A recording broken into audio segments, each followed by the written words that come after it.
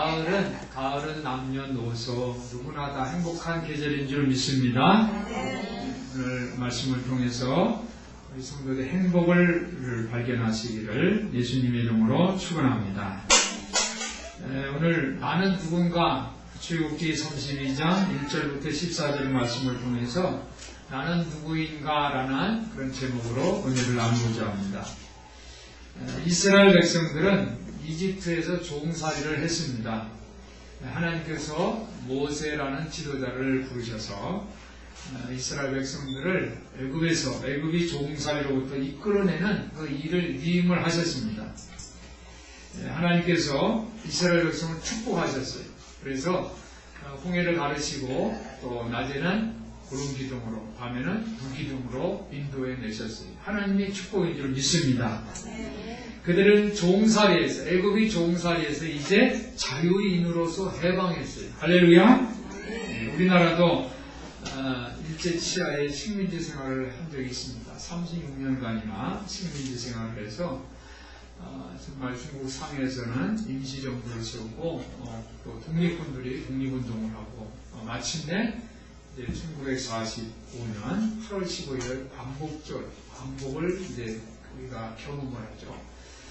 모든 사람들이 집에 한 사람도 거의 집에 한 사람도 없었을 거예요. 불가피하게 이제 병든 사람이나 다 골목으로 길거리로 뛰쳐나와서 대한독립 만세, 대한민국 만세하면서 해방, 광복의 기쁨을 나누었습니다.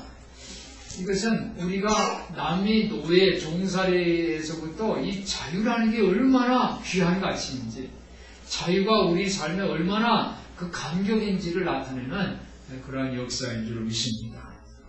오늘 이스라엘 백성들은 자유인이 됐어요. 그런데 이스라엘 백성은 이제 거기에서 그것으로 충분하지 않다 이렇게 생각을 했습니다. 그래서 그들이 하나님이 신을 만듭니다. 하나님이 신, 금송아지를 만들어요. 오늘 그 얘기입니다. 금송아지를 만드는 이야기입니다. 오늘 본문에 보니까는 이스라엘 사람을 이제 애굽에서 인도해낸 그 모세가 산에 올라갔는데 늦게 내려왔어요. 늦게 내려오니까 그 더딤을 보고서 이스라엘 백성들이 아론에게 찾아옵니다. 그러면서 아론을 이렇게 얘기합니다. 우리를 인도할 신을 우리를 위해서 만들라는 거예요. 우리를 인도하는 신을. 근데 여기서 보면 신이라는 그 단어니까 오늘을 보면 복수입니다. 단수가 아닙니다. 그러니까 하나님은 한 분이신데 이들 백성들이 아론에게 와서 얘기하는 이 신은 복수예요. 복수. 그러니까 우리를 인도할 신들을 만들려는 거예요. 이렇게 말을 하면서 우리를 애굽 땅에서 인도해낸 사람은 어찌 됐는지 우리가 알지 못한다. 안 보이니까는 이제 보이는 것을 오늘 우리 이예순 집사님이 이제 성신앙독을 하면서 보이는 것만 빛이 나는 게 아니라고 그랬어요. 마음을 닦는 사람, 마음을 닦는다는 게 뭐 보입니까? 안 보이잖아요. 이 속에도 빛이 난다는 거죠. 구두 닦기를 하면은 이 손에 새카맣게 묻잖아요. 근데 그 검은색에서도 빛이 난다고 그랬어요. 청소를 하는 청소부 얼마나 그냥 손이 지저분하고 또 지저분하게 되잖아요. 근데 거기서 빛이 난다는 거예요. 이게 보이는 눈에 보이는 더러움, 눈에 보이는 검은색만 빛이 있는 것이 아니라 보이지 않는 것에도 빛이 있는데 이스라엘 백성들은 그거를 생각 않고 이제 자연이 돼가지고 제일 첫 번째 해야 할 그 일에 보이는 신들을 만들라는 그런 내용이 오늘 본문의 내용입니다.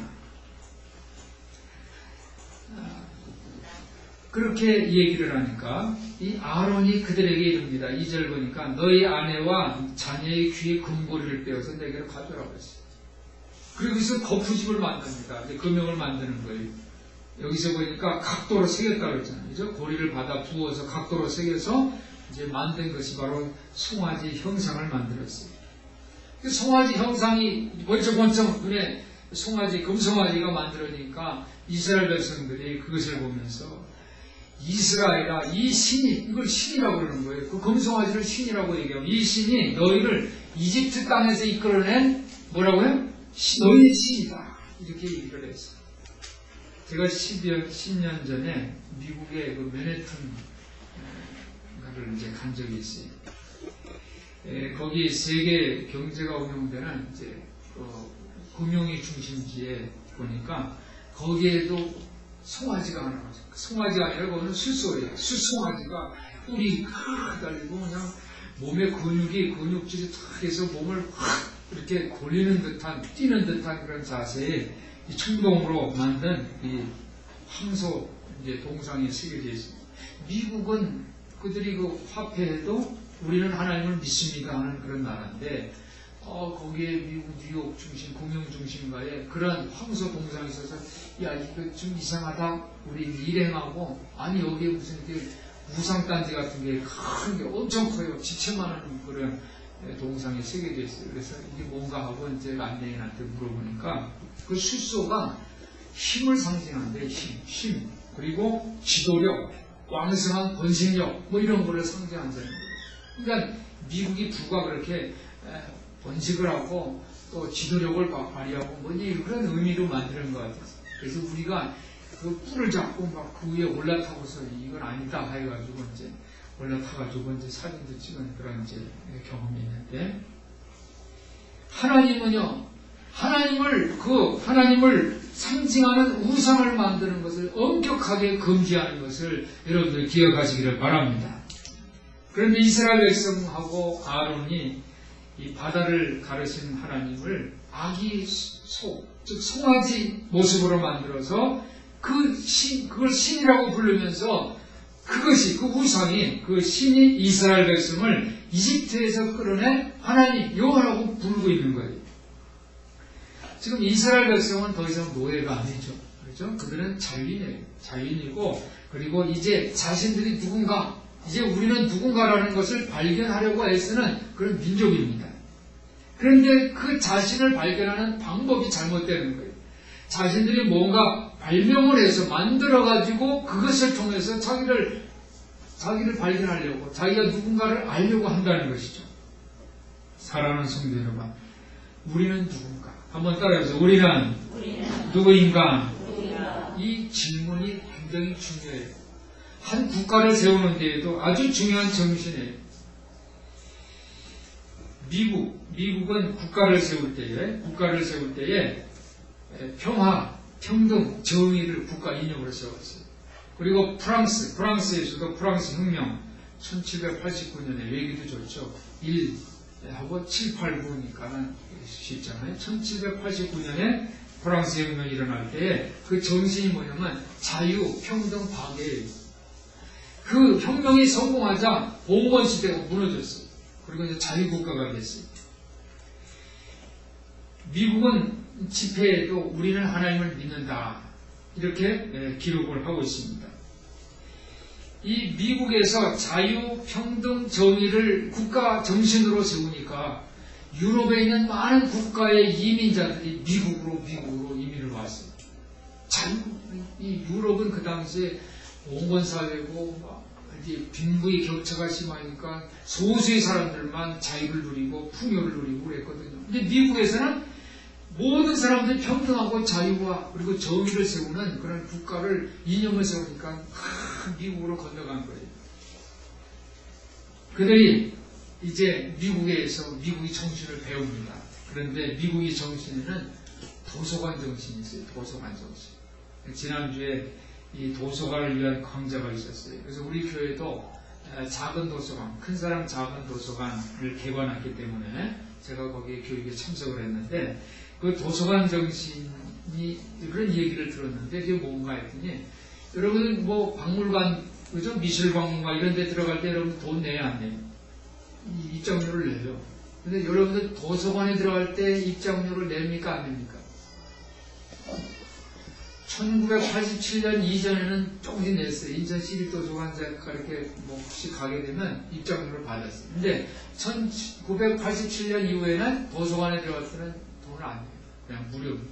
근데 여기에 도서관 정신이 있어요. 도서관 정신. 그게 뭐냐면, 이 고대나 중세 등 이 옛날 그 도서관은 소수 지배층이 관리를 했어요. 거기는 예를 들어서 주인이 하인하고 혹시 도서관을 가잖아요. 그러면 하인은 바깥에서 기다려요. 주인은 들어가서 책을 다 보는데 좋은 주인이 책 볼 동안 바깥에서 기다려요. 절대로 이 하인들은 일반인들은 책을 만날 수가 없어요. 책을 읽을 수가 없어요. 그렇게 됐어요.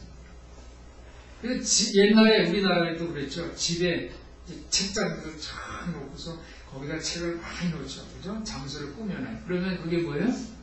자기의 그 부와 지식을 과시하는 그런. 그래서 그 당시에 기업에서는 이 맞춤 제작을 하는 기업도 있었어요. 책도 한 권 사는 게 아니라 뭐 며칠을 해서 몇 권, 수십 권씩 이렇게 해서. 그래서 그 장사 하는 사람들이 호황을 누리기도 했습니다. 사랑하는 성도 여러분, 책을 읽는 것은 아주 중요한 가치예요. 미국은 이 민주 시민 사회를 국가를 세우면서 두 가지 정신을 통해서 세웠어요. 그것이 뭐냐면 기초교육하고 책 읽기 정신. 기초교육. 미국이 국가를 세우면서 기초교육. 그러니까 뭐 대학교까지는 다 못해도 초등 과정은 다 기초교육을 시키는 거예요. 다 책을 읽기 위해서 다 온 백성들이 평등하게 하기 위한 그러한 방법으로 세웠어요. 그리고 책 읽기 정신을 통해서 지적 자유를, 지적 평등을 이루어내서 국가가 바로 미국입니다. 왜 미국이 이걸 했냐면 그 수익은 바로 국가가 받는다는 거예요. 백성들이 이 수준이 높아지게 되면 국가가 그만큼 강대국이 된다는 거예요.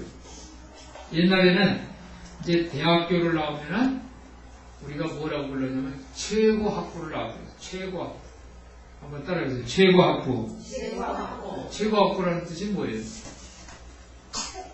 최고학부는 최고라는 거예요. 대학교 나오면 최고라는 거예요. 그래서 줄에 설 때도 이 신랑 신부는 최고학부를 나왔다고 이렇게 하면서 이렇게 치켜세우고 그랬어요. 근데 오늘날 지금은요 대학교 나오고 많은 학비를 내고 졸업을 해도 이 대학교가 최고학부라고 생각하는 사람이 별로 없어요. 어찌 보면 학교는 수입과 비용이 크게 작용하는 시장이라는 생각까지 들어요.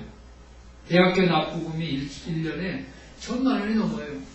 수천만 원 드는 학교도 있습니다. 세계에서 학비가 가장 비싼 나라로 우리나라가 뭐 한 2위 된다고 그렇게 얘기를 합니다. 이 부유한 사람, 부자들은 이 돈을 많이 투자해서 자기의 그 상류층을 지키려고 해요. 이 가난한 사람들은 빚을 져가면서 공부를 합니다. 그래서 더 하류층을 벗어나지 못합니다. 이 공부를 하는데도 소수 특권층에게 문이 활짝 열려 있는 것입니다. 그렇기 때문에 비용이 들지 않고 배울 수 있는 곳이 필요한 거예요. 그것이 바로 그 중에 하나가 도서관인 줄 믿습니다. 도서관. 에드워드 학자는 도서관 정신이라고 얘기를 해서 이 도서관 정신을 기원 후 2세기 전에 그리스도교 정신이라는 말이 그때 그 당시에 생겼어요. 그리스도교 정신. 한번 따라해 보실까요? 그리스도교 정신. 그때 그리스도인들이 나와서 예수님이 복음을 전했죠. 그래서 많은 사람들이 예수를 믿었고, 그리고 그 당시에 국가에서도 이 그리스도 예수교를 국가의 종교로 이렇게 채택을 하고 그랬어요. 그래서 모든 사람들이 다 누구나 갖고 있는 정신이 그리스도교 정신이에요. 그 그리스도교 정신이 바로 도서관 정신입니다. 도서관 정신. 그 도서관 정신을 공공성, 자발성, 일상성이라고 얘기를 합니다. 이스라엘 백성들이 이제 애굽의 종살이로 이제 벗어났어요. 이제 자유입니다. 이제 국가를 세워야 돼요. 국가를 세워야 되는데 그들이 국가를 세우는 시점에서 우리가 누군가라고 그 정신을 세우는 정신 세우기. 거기에서 모세가 안 보이니까 아론에게 이렇게 얘기를 하죠. 우리를 인도할 신을 우리를 위해서 만들라. 우리를 인도할 신, 이 정신을 만들려는 거예요. 근데 그 정신을 이 아론이 뭘 만드냐면 금송아지를 만들었다는 그런 얘기입니다. 근데 어디서부터 시작할지 고민을 하는데 그 고민을 한 그 결과 뭘 합니까? 금송아지를 발명을 하는 거예요. 금송아지를 발명을 했다는 거예요. 눈에 보이는 것을 생각했다는 거예요. 여기서부터 잘못된 거죠. 오늘 이 아론이 그것을 만들어서 이렇게 얘기합니다. 이는 너희를 애굽 땅에서 인도한 너희 신이다 라고 4절에 얘기를 하면서 6절에 보니까 어떻게 합니까? 이튿날에 그들이 일찍 일어나 번제를 드리고 화목제를 드리고 앉아서 먹고 마시니 일어나서 뛰놀더라 그랬습니다. 하나님 앞에 번제를 올리고 화목제를 드리고 겉으로 보면 하나님께 예배를 드리는 거잖아요. 하나님께 예배를 드려요. 그런데 이 예배의 중심에 누가 있냐? 하나님이 계신 것이 아니라 진짜 하나님이 아니라 금송아지였다는 거예요. 금송아지. 우리하고 마찬가지예요. 우리가 예배 드릴 때 우리가 예배 드릴 때 중요한 것은 하나님을 향해서 앞에서 서야 돼요. 한번 따라해 보실까요? 하나님 앞에서 여러분이 하나님 앞에 서시기를 예수님 이름으로 축원합니다. 내가 하나님 앞에서 예배를 드려야지 목사님 내가 교회 나왔어요 오늘 하면서 눈도장 찍으려고 하든지 뭐 이제 이러면 안 되는 거예요. 목사님 앞에서가 아니면 내가 또 만들어낸 오늘 예배 드려서 내가 복을 받기 위해서 예배를 드리는 거니까 앞에 금송아지 하나를 크게 그리고 오늘 내가 예배 드렸으니까 오늘 좋은 일이 있을 거야. 이래서는 안 된다는 거예요. 하나님 앞에서 오늘 이 금송아지 앞에서 예배를 드리는 그들의 모습을 한번 보세요. 그들이 번제를 드리고 화목제를 드리고 그 다음에 앉아서 먹고 마시며 일어나서 뛰놀더라. 이 세상적인 거 못 알아요. 흥청거리면서 뛰놀았다는 거예요. 먹고 마시면서.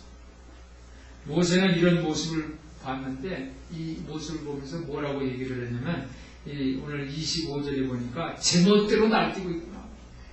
모세가 와서 백성들이 하나님 앞에 여호와의 절이다 하면서 예배드리는 그 모습을 보니까 백성들이 막 제멋대로 날뛰는 거예요. 그러면서 원수의 조롱거리가 되었다. 이렇게 생각을 했어요.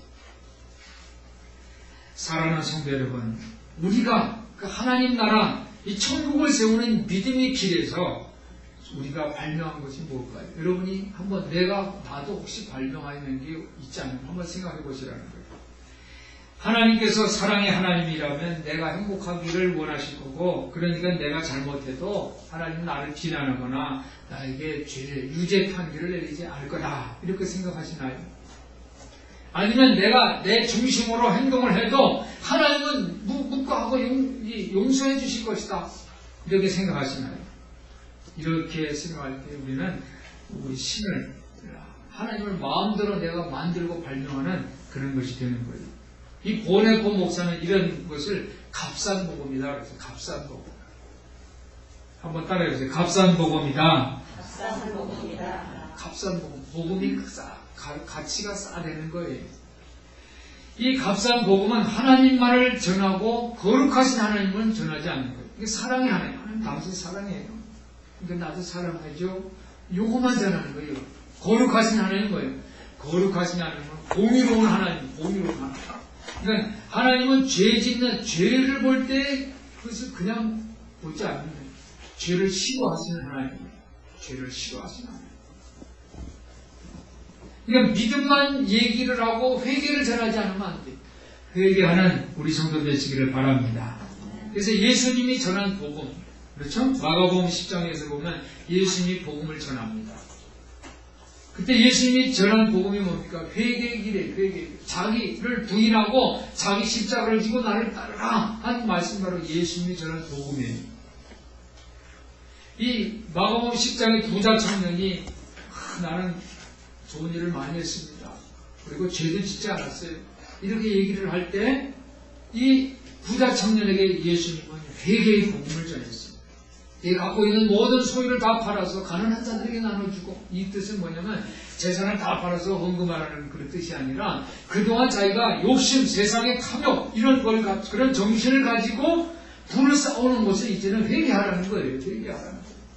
과거의 그 삶의 그 철학을 이제 내려놓고 이제 이제 바꾸라는 거죠. 180도 바꾸라. 그런 말씀을 예수님은 제시를 했습니다. 그런데 이 부자 청년은 재물이 많은 거로 근심하면서 예수를 떠났다라고 성경은 기록하고 있습니다.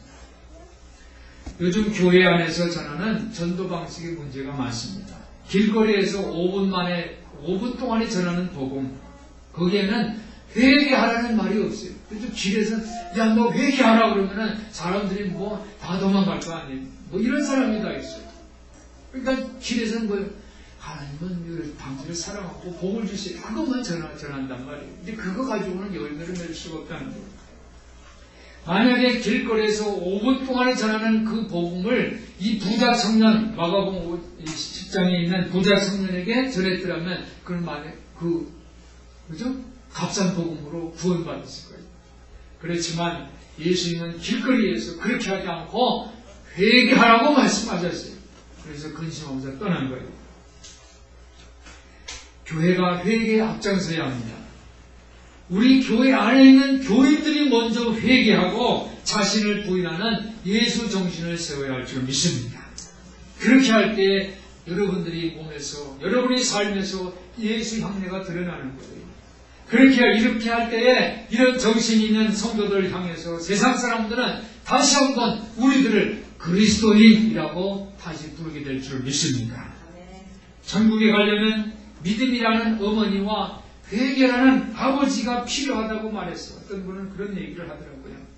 어머니, 아버지가 필요한데 믿음의 어머니, 아버지는 회개의 아버지. 믿음과 회개가 필요하다는 것. 그것이 두 개가 다 있어야지 천국에 갈 수 있다. 그런 말씀을 했습니다. 성경은요, 회개하지 않고 구원받는 사람이라는 그런 기괴한 존재를 인정하지 않아요. 예수님도 마찬가지예요. 예수님도 회개하지 않고 구원받는 사람은 있지 않다고 말씀하셨어요. 오늘은 본문은 자신이 제멋대로 만든 이 금송아지 신에 대해서 얘기를 하고 있습니다. 금송아지 이야기는 하나님 나라를 세우려는 믿음의 정신에서 벗어난 그런 정신입니다. 하나님께서 모세에게 이렇게 말씀합니다. 7절 8절을 보니까 성경에 보면 7절 8절을 보면 여호와께서 모세에게 이르시되 너는 내려가라. 네가 애굽 땅에서 인도한 내 백성이 어떻게 타락했다는 거예요. 부패했다고 이야기를 하면서 그들은 내가 그들에게 명한 길을 빨리 벗어났다는 거예요. 하나님의 말씀을 빨리 벗어났어요. 자연이 되자마자 빨리 벗어났어요. 그래서 하나님이 모세에게 이렇게 얘기합니다. 나 말리지 말라는 거예요. 하나님이 얼마나 화가 나는지, 그렇죠? 뭐 이제 옷 벗고 막 그러면 옆에 있는 사람이 막 막잖아요. 그러지 마라! 나 말리지 말라고 막 그러는 거예요. 지금 하나님이 그러는 거예요. 모세에게 나 말리지 말라고. 하나님 얼마나 화가 폭발했어요. 내가 그들을 완전히 쳐서 없애버린다. 이 10절에 보니까 그런 좀 나대로 하게 하라. 이게 나 말리지 말라는 거죠. 내가 그들에게 진노하여 그들을 진멸하고 없애버리겠다는 거예요. 하나님께서 분명히 화가 나셨어요. 노하셨어요. 그런데 하나님의 말씀은 이 음성을 듣는 모세가 이렇게 얘기합니다. 이 하나님이 화가 나니까 어떻게 말씀하시냐면 7절에 보면 너는 내려가라. 네가 애굽 땅에서 인도하여낸 내 백성. 즉 이 출애굽을 누가 했어요? 네가 하랬으니까 모세가 했다는 거예요. 모세 너가 출애굽시킨 내 백성 내가 이제 완전히 없애버리겠다. 이렇게 얘기를 했는데 모세가 이렇게 또 답변을 합니다. 11절에 보니까 여호와여 어찌하여 그 큰 권능과 강한 손으로 애굽 땅에서 인도해내신 제가 출애굽시킨 게 아니라 하나님께서 어떻게 큰 권능과 강한 손으로 인도하셨다고 이렇게 얘기를 해요. 우리가 누가 칭찬을 하면 자기가 다 한 것처럼 생각하죠. 그러나 겸손한 사람은 어떻게 합니까? 그렇게 하지 않아요. 그렇죠? 여러분들이 도와주셔서 했죠. 이게 얼마나 멋있고 아름다운 모습이에요.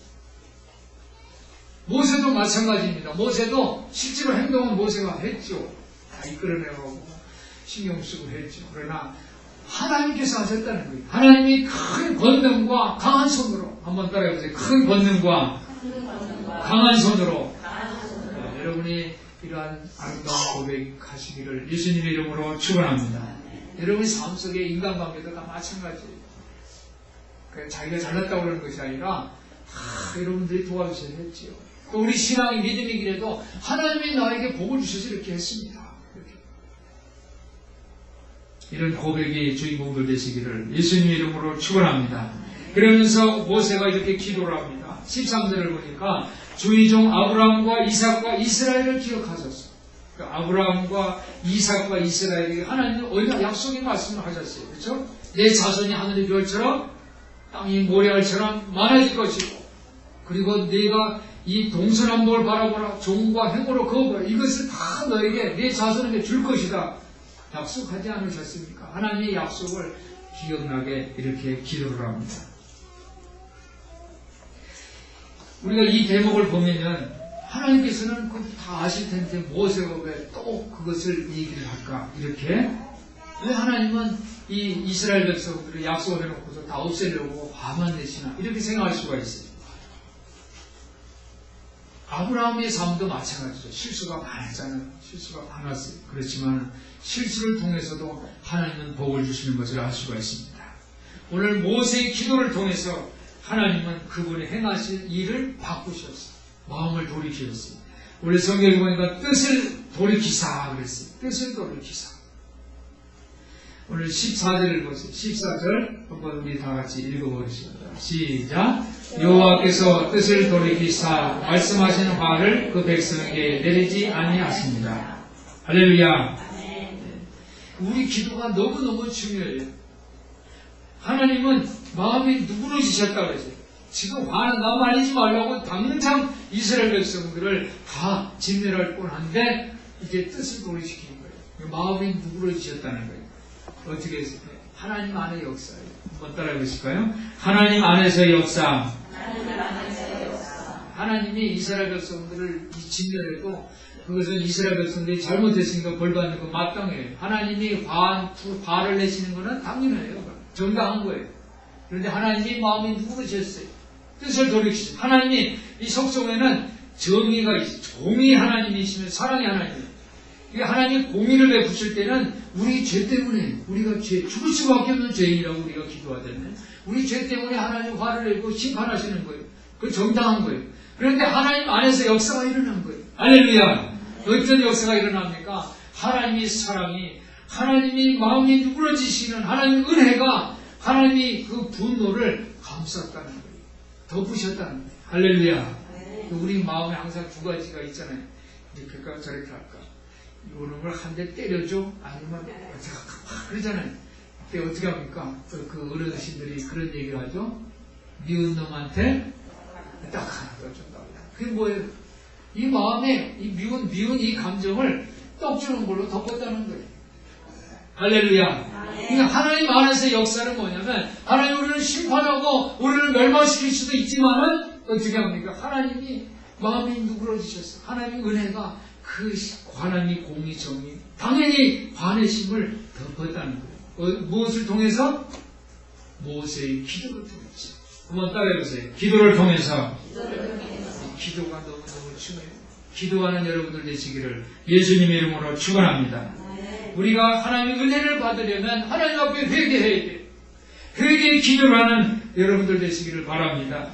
그럴 때 지금 하나님은 행동을 억누르고 계시는 거예요. 우리가 너무 죄를 많이 지니까 하나님은 우리를 다 죄를 굴것 같은 눈으로 다 보세요.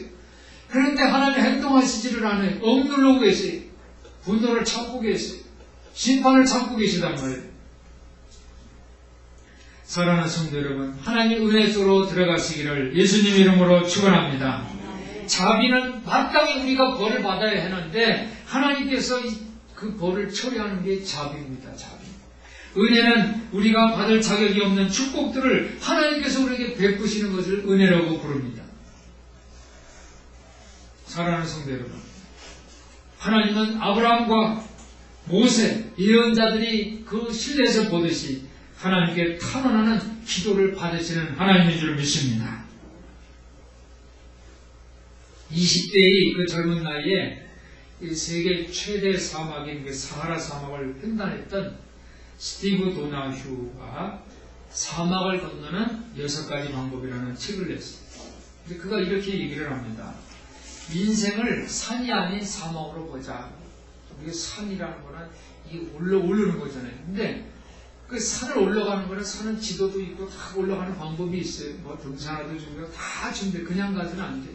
왜냐면 산 높으면 또 저체온증도 되고 그러니까 이 등산복도 차려 입어야 되고 신발도 다 산에 올르는 등산화 신고 그래요. 근데 사막은 우리 인생이 그렇게 준비 철저해서 살아가는 그런 등산하는 과정뿐만은 아니라는 거예요. 사막을 가는 여정과도 같다. 그런 얘기를 했어요. 사막에는 지도도 필요 없죠. 그래서 바람이 불면 그냥 막 지역이 다 달라집니다. 길을 잃게 돼요. 그래서 사막에서는 힘차게 걷던 발걸음에 힘을 빼야 돼요. 왜냐면 막 발이 톡톡 들어가니까 힘을 잃는 것도 아니란 말이에요. 사막에서 가장 필요한 게 뭔지 아세요? 사막은 나침반이 있어요. 나침반이 없으면은 막 신기루 보고 이상한 대로 이제 빠지고 길을 잃고 죽게 돼요. 나침반이 필요한데 이 나침반이 바로 하나님이 은혜인 줄 믿으시기 바랍니다. 하나님이 우리를 인도하시는 것이 바로 나침반이에요. 그래서 이 스티브 도냐오는 이 사막을, 인생은 사막을 건너는 것이다. 그러면서 분명한 지도가 아닌 나침반을 봐야 합니다라는 그런 이야기를 했습니다. 사랑하는 성도 여러분, 하나님은 우리를 정상을 향해서만 인도하지 않고 다진 곳으로도 인도하고 계곡으로도 인도하고 강으로 산으로 들로 사막으로도 우리를 인도하십니다. 그럴 때에 우리에게 필요한 건 뭘까요? 그것은 바로 믿음의 길인 줄 믿습니다. 우리가 눈에 보이는 금송아지를 만드는 길이 아니에요. 이스라엘은 애굽의 노예에서 벗어나 새로운 하나님의 나라를 세울 때에 우리는 누군가 고민을 했어요. 우리 정신을 세워야 되겠다고 고민을 했어요. 그런데 그 세운 것이, 그들이 발명한 것이 뭐예요? 금송아지를 한 거예요. 하나님의 거룩하심과 은혜의 정신을 놓쳐버리고 말았어요. 사랑하는 성도 여러분, 우리는 또다시 우리 자신이 누군가를 질문할 때입니다. 죽을 수밖에 없는 우리를 하나님께서는 하나님의 자녀로 우리를 삼아주셨어요. 우리가 하나님의 은혜의 선물을 받으려면 금송아지를 만드는 것이 아니라 하나님의 거룩하심의 앞에 서시기를 예수님 이름으로 부탁을 드립니다. 자신을 내려놓고 하나님 앞에 회개하시기를 바랍니다. 교회 안에서 내가 위로를 받으려는 그런 마음이 아니라 십자가의 길을 가르쳐야 돼요. 교회 오면 다 위로해줘. 교회 오면 복줘. 이게 아니라 십자가의 길. 한번 따라해 보실까요? 십자가의 길. 십자가의 길은 바로 대가를 치르는 거예요. 내가 지금까지 지켜온 가치관을 뒤집는 거예요. 이 부자 청년이 탐욕을 회개했다면 예수님과 함께하는 예수님의 동역자가 되었을 거예요. 그러나 그는 그렇게 하지 않았어요. 사랑하는 성도 여러분, 여러분의 삶의 철학에 혁명을 일으키시기를 예수님 이름으로 부탁을 드립니다. 나를 내려놓고 하나님께서 일하신. 이거 중요한 대목이에요. 한번 따라해 보세요. 하나님께서 일하신다. 하나님께서 일하심을 바라보는 은혜 받는 성도 되시기를 예수님 이름으로 축원합니다. 기도하겠습니다. 사랑이 많으신 하나님 아버지, 우리 성도들이 하나님 앞에서 회개하고 십자가의 길을 감으로써 하나님께서 일하심을 바라보게 하여 주옵소서. 우리 주 예수 그리스도 이름으로 기도하옵나이다. 아멘.